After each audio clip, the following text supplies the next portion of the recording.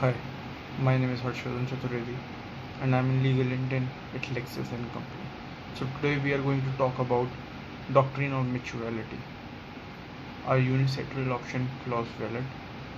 A unilateral option clause can take many forms. It may grant its beneficiary the exclusive right to choose between litigation and arbitration.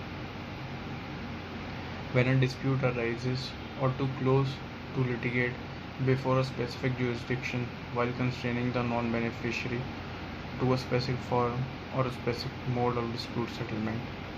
Consequently, USCs are undoubtedly excessively dangerous advantages to one of the parties, and they are frequently used in specific industries such as banking and construction. Due to lack of statutory guidance as well as judicial approaches that fall on opposite ends of the spectrum, the validity of the USCs remain susceptible to a great deal of uncertainty and debate. Courts that uphold their validity rely on party autonomy. Courts that reject such validity rely on a wide array of arguments. This essay briefly analyzes the argument used by courts rejecting the validity of USCs and conclude the non constitutes adequate basis for invalidation. The positive nature of an option clause. The first argument for the invalidity of USCs and possibility that least convincing and most criticized is that of USC is a postulative.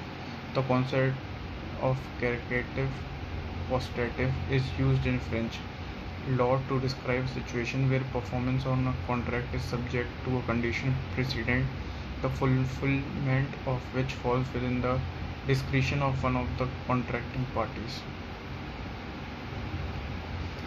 In 2012, the French Cour de Cassation in Rothschild held that a USC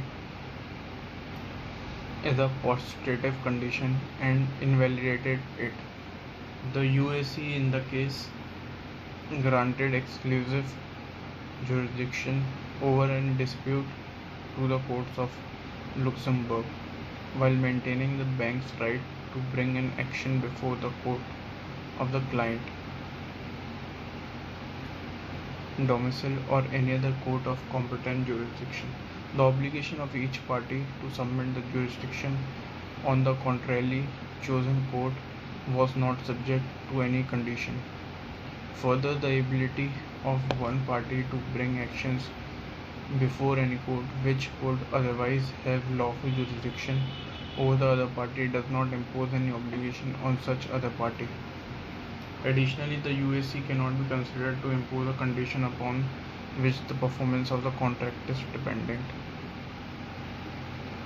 In relying on the concept of postulative, the Cour de Cassation also used domestic legal principles to interpret the applicable EU provisions where it had no basis to do so. In fact, this goes against the purpose of the Brussels regulation, which is to provide a uniform and predictable legal framework. Lack of mutuality. Consideration requires a bargain for exchange. It is a common law doctrine of mutuality of obligation that either both must be bound or neither is bound, while both parties must manifest assent for a contract to be formed. That manifestation need to be symmetric in time, place, or form.